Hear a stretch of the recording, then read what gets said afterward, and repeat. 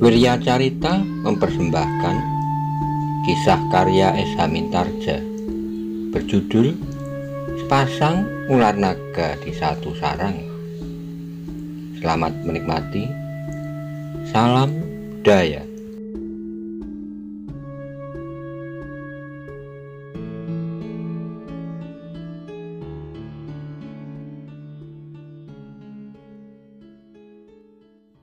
Monggo kula aturi subscribe, like, komen, saha share. Matur nuwun.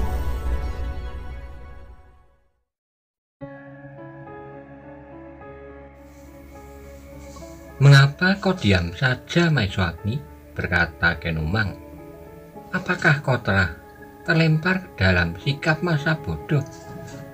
Seharusnya kau tetap pada sikapmu sebagai seorang ksatria yang berani bertanggung jawab.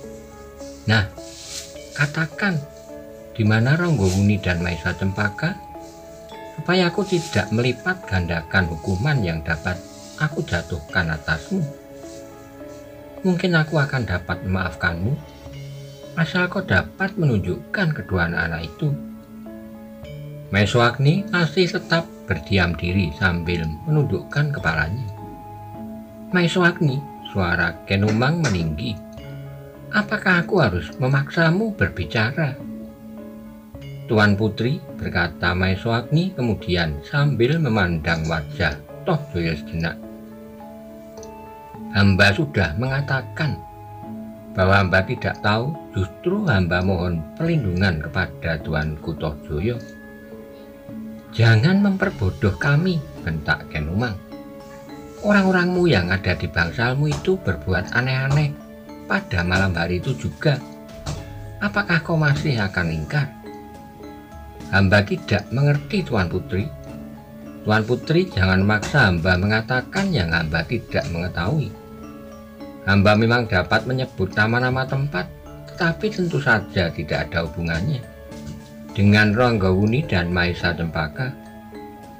Kenumang menjadi semakin marah. Dengan lantang ia berkata, "Tohjoyo, Maeswagni masih tetap sombong seperti dahulu. Jika ia tetap keras tidak mau mengatakan apapun juga, maka jangan kau anggap ia seorang yang memiliki hak lebih banyak dari orang lain. Jika ia kau anggap bersalah, tentu kau dapat menghukumnya." Tohjoyo justru menjadi bingung mendengar kata-kata ibunya. Namun agaknya ia pun terpengaruh juga, apalagi ketika ibunya berkata lebih lanjut, "Kau jangan silo mandang pengaruhnya yang sebenarnya tidak begitu besar. Apalagi ia sekarang berada di sini. Kau dapat memanggil para senopati yang ada di luar. Jika Maeswagni tidak melawan, maka ia dapat dibunuh di sini, seperti kalian membunuh seekor ular berbisa." Kenumang memang sangat berpengaruh atas putranya. Karena itu Tohjoyo mulai mempertimbangkan pendapat ibunya. Baginya dugaan bahwa Maeswagni tahu benar kemana perginya Ranggowuni dan Maesa Cempaka agaknya perlu mendapat perhatian yang besar. "Tohjoyo, mengapa kau menjadi termangu-mangu? Kau dapat memaksanya berbicara." Tohjoyo masih juga ragu-ragu. Ia masih saja teringat pada Lembu Ampal.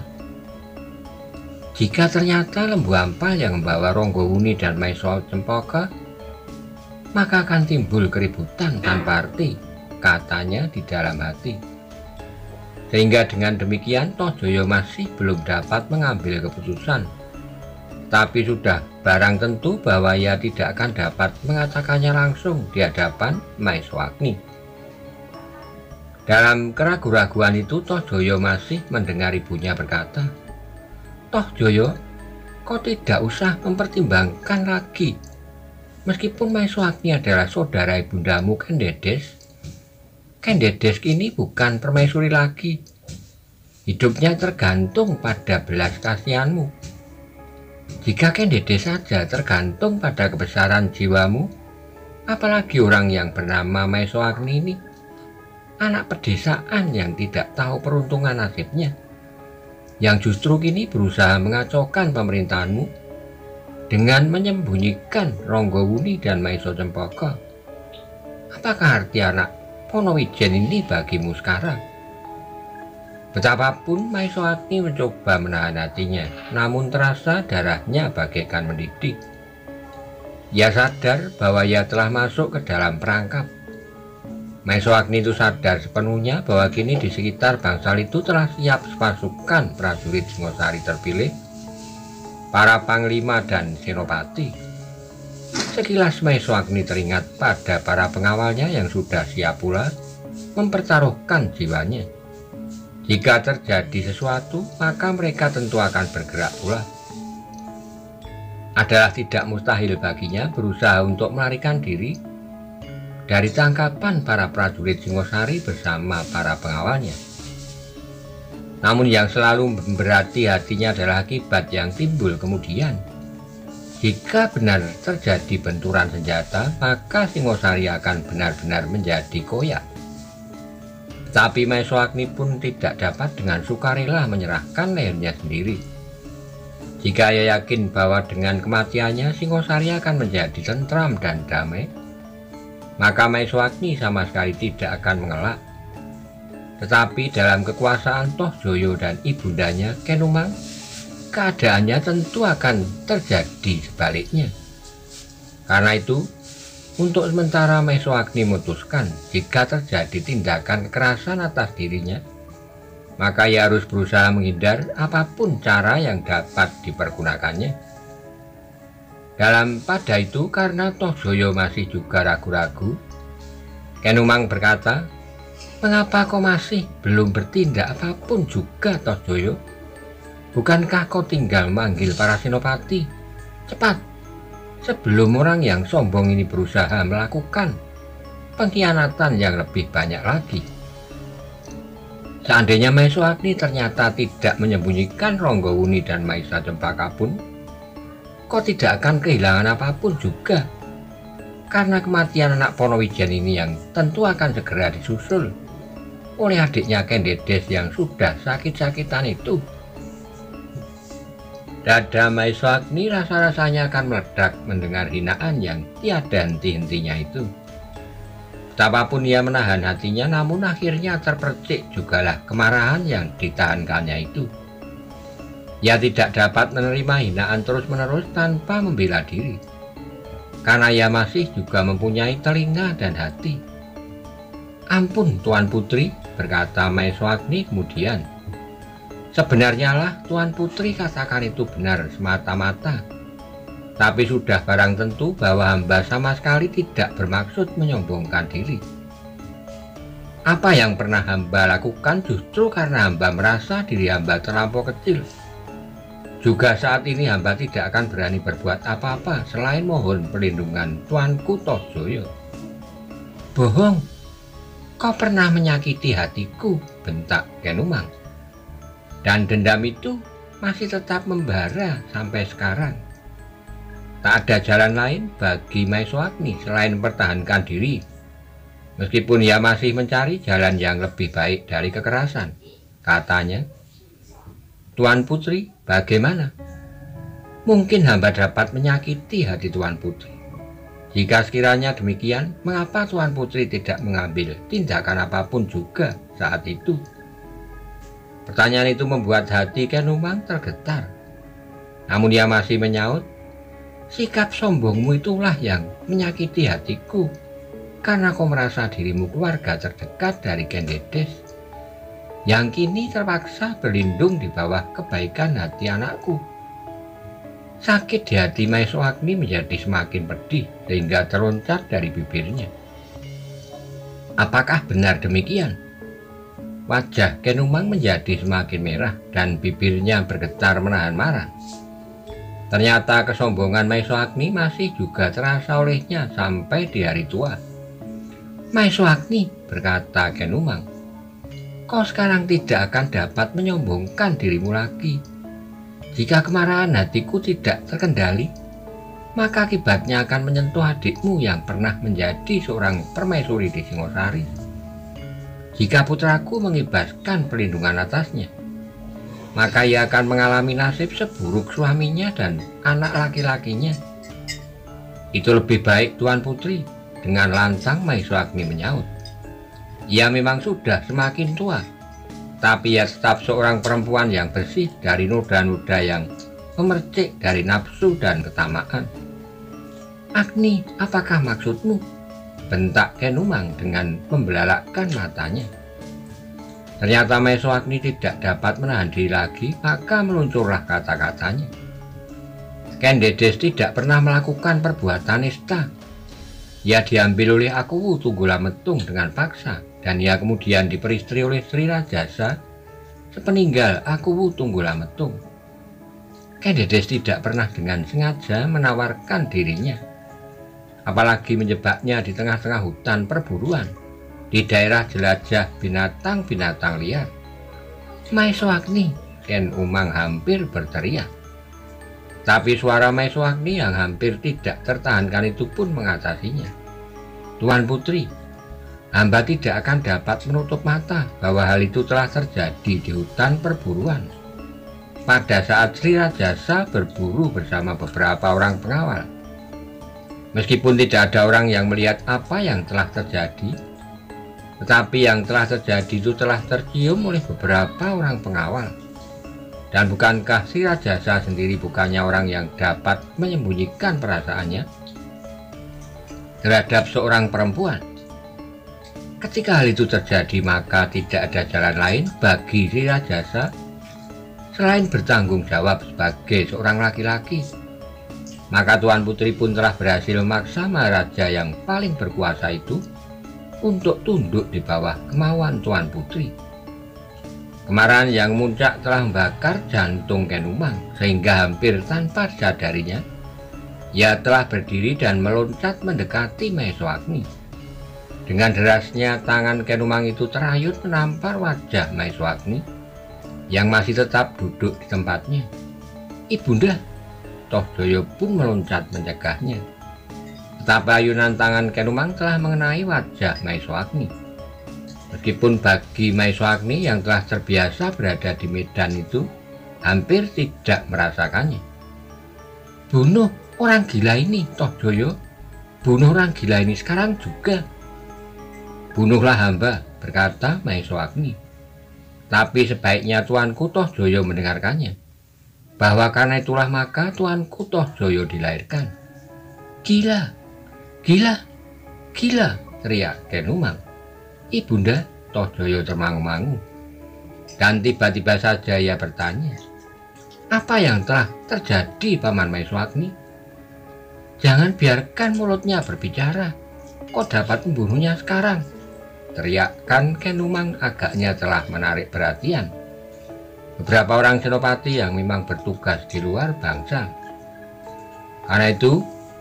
Karena mereka tidak tahu pasti apa yang telah terjadi, beberapa orang telah berdiri di muka pintu untuk melakukan tugas apabila perintah Tohjoyo tiba-tiba saja jatuh. Atau bahkan mereka merasa cemas bahwa sesuatu telah terjadi di luar dugaan. Karena Maesho Agni adalah seorang yang memiliki ilmu yang jarang imbangannya. Namun agaknya Tohjoyo yang mulai dipengaruhi oleh kata-kata Maesho Agni itu membentak keras sekali. Pergi, pergi kalian. Aku tidak memerlukan kalian sekarang. Para senopati itu pun surut beberapa langkah. Mereka pun kemudian meninggalkan bangsal itu dan berdiri termangu-mangu di atas jembatan kecil, di atas kolam yang ditaburi dengan berjenis-jenis ikan itu. Sepeninggal para senopati, maka Tohjoyo pun sekali lagi bertanya pada Maesho Agni, Paman, cobalah katakan apa yang telah terjadi dengan ibunda. Oh, tiba-tiba Ken Umang menutup wajahnya dengan kedua telapak tangannya. Sambil menangis ia berkata, jangan biarkan ia berbicara. Ia berbohong semata-mata, sekedar untuk memburukkan namaku dan namamu, Tohjoyo. Katakan, Paman, tapi jika Paman berbohong, aku akan menghukum Paman dengan hukuman picis di alun-alun. Hukuman yang paling berat yang dapat dijatuhkan kepada seseorang. Hamba tidak berbohong, Tuanku. Ibunda tuanku telah berhasil menjerat ayahanda Sri Rajasa di hutan perburuan. Di hutan perburuan? Ya, di hutan perburuan, dan terjadilah hal itu. Jika kemudian lahir seorang putra, maka tuankulah putra ibunda tuanku yang pertama. Ayahanda Sri Rajasa tidak dapat ingkar lagi. Bagi laki-laki, maka terpaksalah ayahanda Sri Rajasa mengambil ibunda tuanku menjadi istrinya yang kedua. Begitu, ibunda? Benarkah begitu? Teriak Tohjoyo. Bohong, bohong, sama sekali bohong. Memang tidak ada saksi selain hati nurani Tuan Putri sendiri. Tidak, tidak. Tohjoyo pun kemudian dengan lemahnya terduduk di tempat duduknya sambil menekan dadanya yang serasa retak. Sejenak ruangan itu dicekam sepi, yang terdengar hanyalah desah-desah nafas yang semakin cepat berkejaran di lubang hidung dan isak Kenumang yang semakin menyesak di dadanya. Tohjoyo masih duduk dengan tunduk. Di dalam angan-angannya tanpa disadarinya terjadilah peristiwa itu. Seakan-akan ia melihat apa yang telah terjadi. Alangkah nistanya, desisnya tiba-tiba. Tohjoyo, suara ibunya yang gemetar. Jangan kau percaya kata-katanya. Ia memang dengan sengaja memfitnah aku. Ia merasa bahwa ia tidak lagi mempunyai kekuatan untuk menyelamatkan diri, karena ia telah melarikan Ronggowuni dan Maiso Cempaka.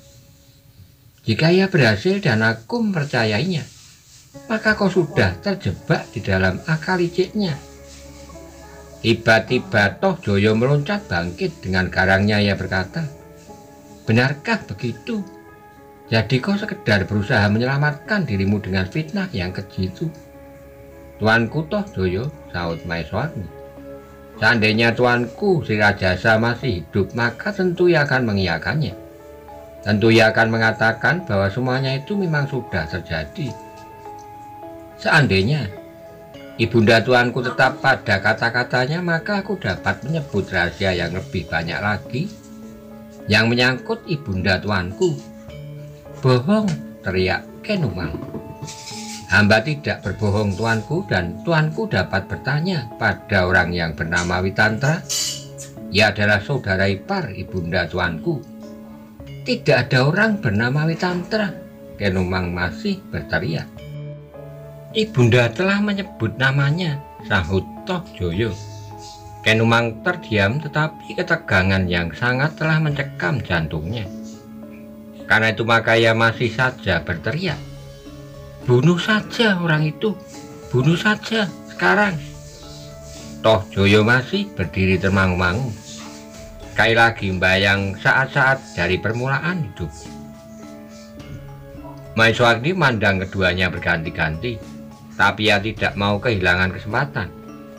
Karena itu maka katanya kemudian, Tuanku Tohjoyo, sebaiknya tuanku tidak usah menyesalinya. Bagaimanapun juga yang terjadi, tetapi Tuan Putri Kenumang adalah ibunda tuanku.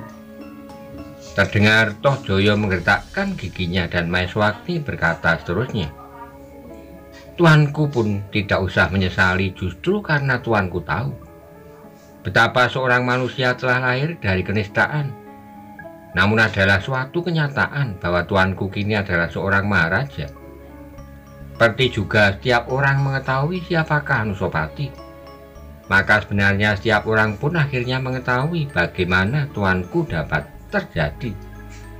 Tohjoyo hampir kehilangan seluruh tenaganya ketika Maeswagni melanjutkan, namun bagaimanapun juga tuanku masih lebih baik dari Anusapati. Anusapati adalah bukan putra Sri Rajasa. Setiap orang mengetahui, terutama yang sudah berusia lanjut, bahwa pada saat tuanku Sri Rajasa mengawini Kendedes, Tuan Putri Kendedes sudah mengandung, tapi orang-orang itu tetap berdiam diri untuk menjaga perasaan Anusapati dan Kendedes itu sendiri.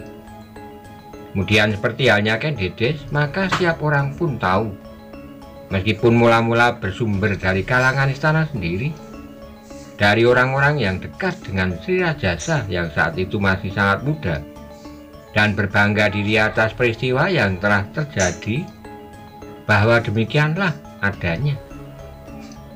Tetapi Tohjoyo seolah-olah telah tidak mendengar lagi.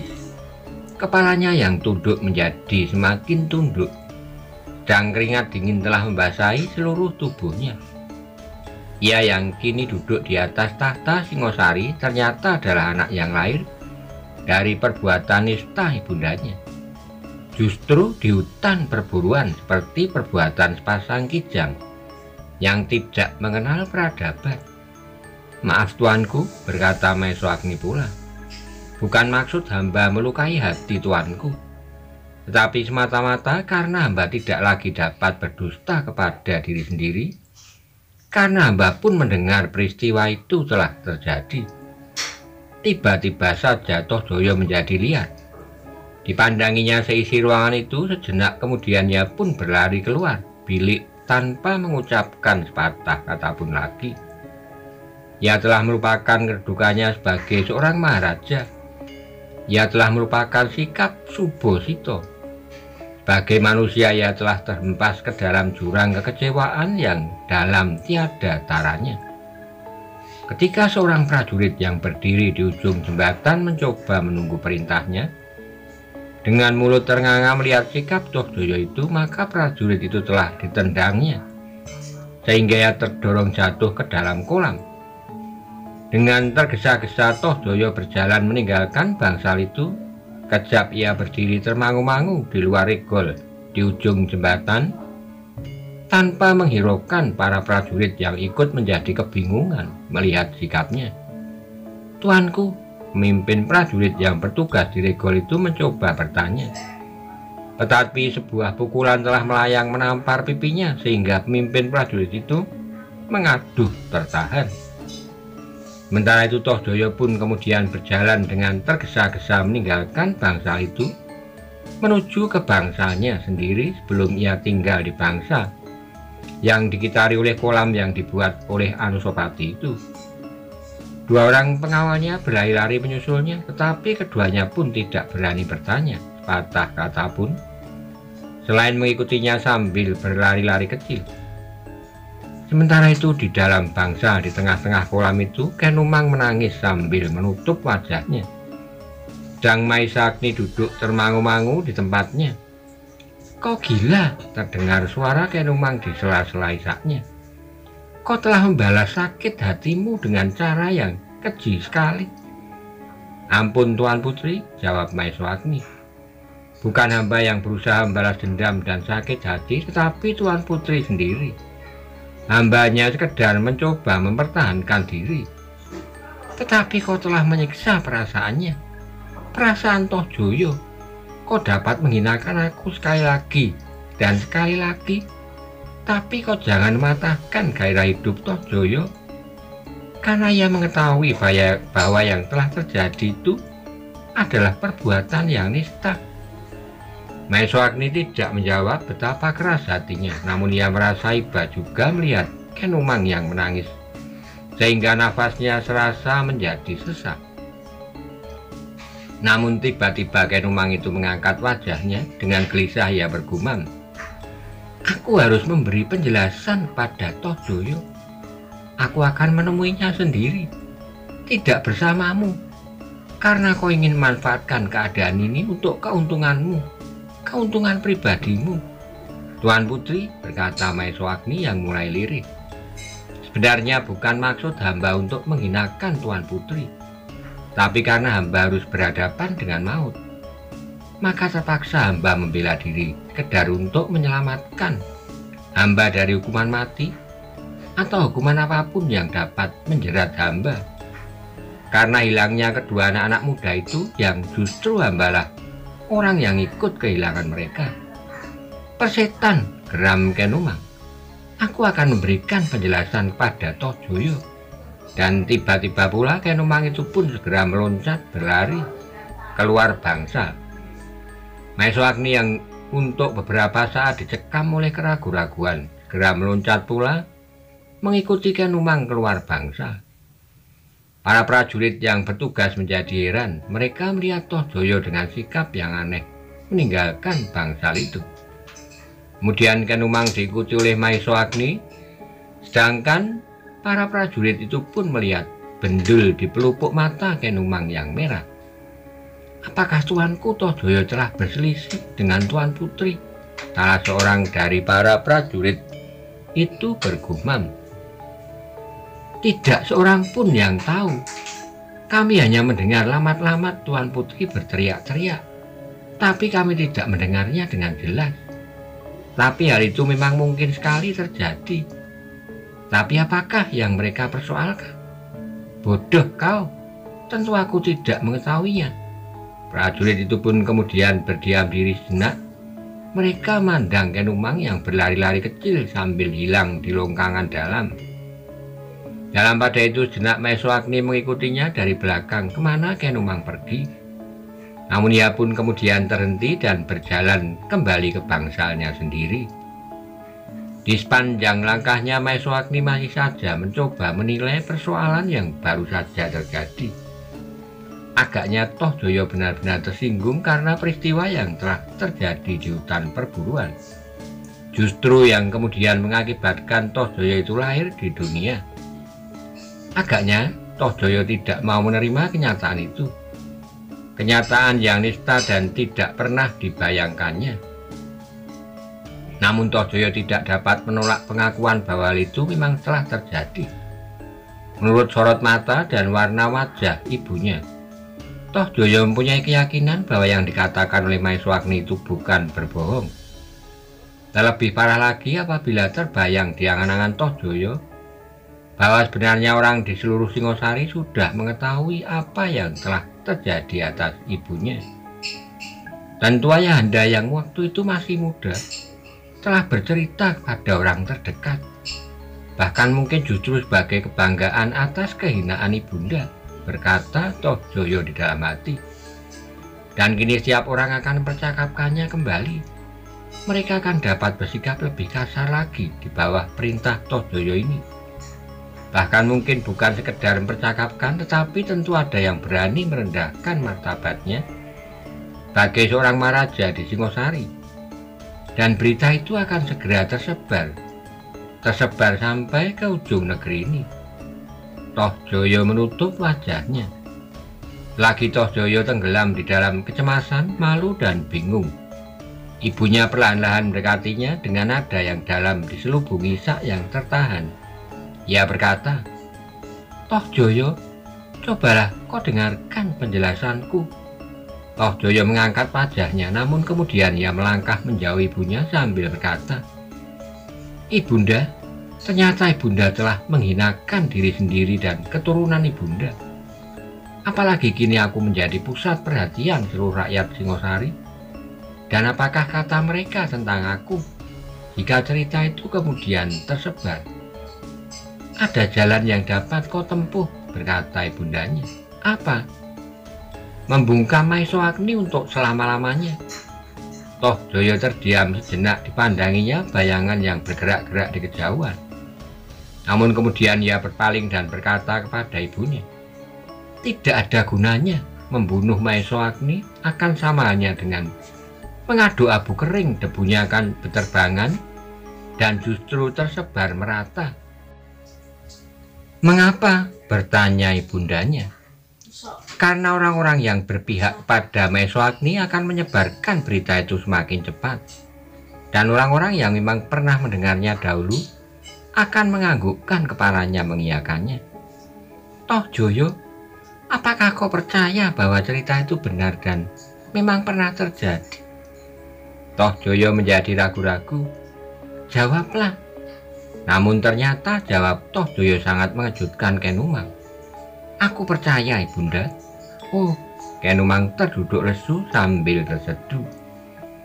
"Jadi kau lebih percaya pada Maeswagni, pada orang yang kini berniat memusnahkan ibundamu dan keturunannya termasuk kau, daripada kepada ibundamu sendiri?" "Ibunda," bertanya Tohjoyo, "jika demikian apakah sebabnya ibunda mendendamnya? Apakah alasan ibunda menyimpan dendam sampai sekarang dan bahkan berusaha membunuhnya. Menurut pertimbanganku, Maesho Agni tentu mengetahui sesuatu, rahasia ibunda yang paling besar. Cukup Tohjoyo, cukup. Mengapa ibunda? Desak Tohjoyo. Jika Maesho Agni ibunda sebut sebagai orang yang paling menyombongkan diri, apa pula alasannya? Jangan kau ulang pertanyaan itu, Tohjoyo. Jangan. Tohjoyo terdiam, tetapi ia menjadi semakin yakin bahwa apa yang dikatakan Maesho Agni itu benar, atau tidak-tidaknya sebagian terbesar adalah benar. Tohjoyo, apakah kau benar-benar tidak mempunyai kepercayaan lagi kepadaku? Ibunda, siapakah sebenarnya Witantra itu? Witantra adalah kakak iparku. Di mana ia sekarang? Tidak ada orang yang tahu. Apakah benar ia berada di Kediri seperti yang pernah disebut-sebut oleh Panglima Pelayan dalam yang aku tugaskan ke Kediri untuk manggil Maesho Agni? Tentu bukan. Witantra sudah lama hilang. Barangkali ia sudah mati. Aku akan manggil Panglima Pelayan, dalam itu ia akan dapat bercerita tentang orang yang bernama Witantra itu. Tidak perlu. Itu tidak perlu. Mengapa tidak, ibunda? Ia akan dapat banyak bercerita tentang orang yang bernama Witantra, yang menurut pendengarannya adalah bekas seorang panglima di masa pemerintahan Aku Tunggulametung di Tumapel. Tidak, jangan. Ibunda, jika orang itulah yang dimaksud, kebetulan sekali. Dengan demikian ibunda akan dapat bertemu dengan kakak perempuan ibunda. Dan sudah tentu aku akan memanggilnya Bibi. Tidak, itu tidak perlu. Nah, suara Tohjoyo tiba-tiba menjadi berat.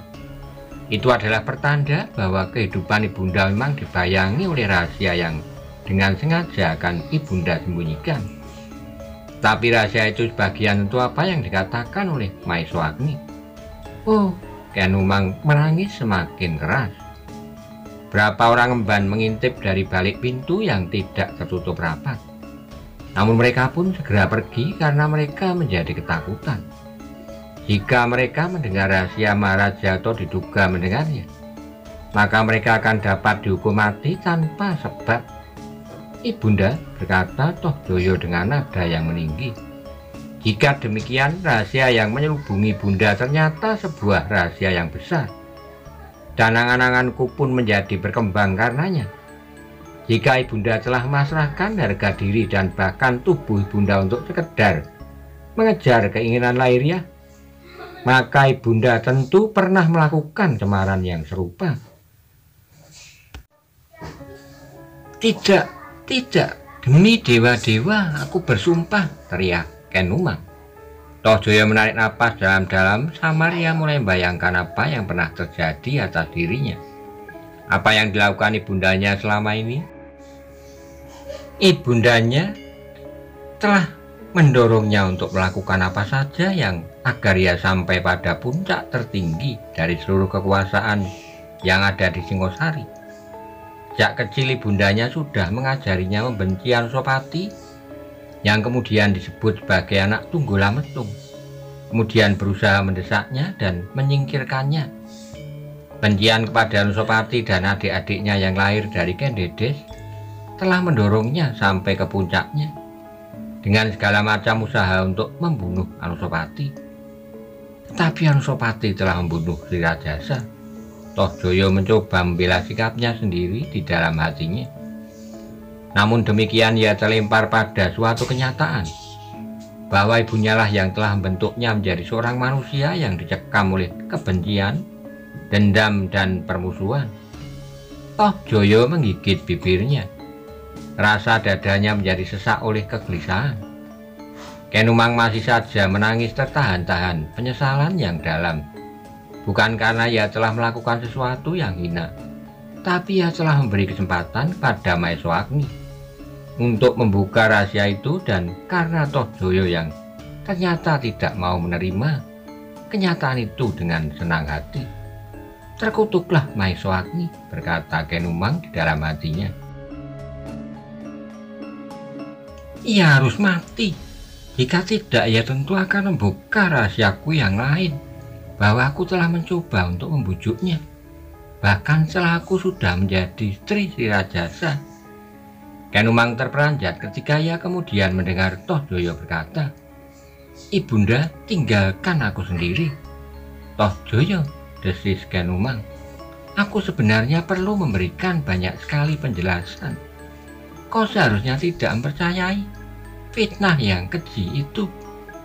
Aku akan memikirkannya, tetapi silakan ibunda meninggalkan aku sendiri." Ken Umang termangu-mangu, namun ia pun kemudian melangkah meninggalkan anak laki-lakinya yang duduk merenungi dirinya sendiri. Meninggal ibunya, maka Toh Joyo semakin dapat melihat kenyataan hidupnya yang pernah dilaluinya. Sejak ia masih kanak-kanak, hubungannya dengan Anusapati memang tidak begitu baik. Ia dibentuk oleh ibunya untuk membenci Anusapati, apalagi setelah Anusapati diangkat oleh Sri Rajasa menjadi Pangeran Pati.